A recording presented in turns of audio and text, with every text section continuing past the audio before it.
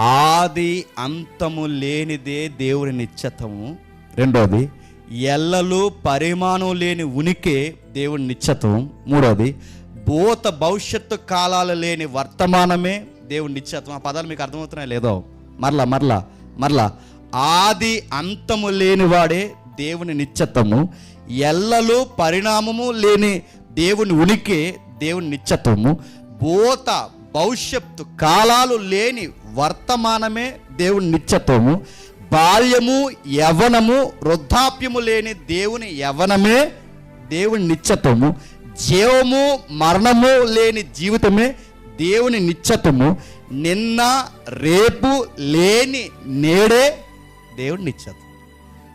అది దేవుని నిత్యత్వం. ఇప్పుడు చెప్పండి, దేవుని లక్షణాలు అంటే ఏంటంటే, ఆయన లక్షణాలలో ఒక లక్షణం ఏంటి చెప్పనా? ఆయన నిత్యుడు.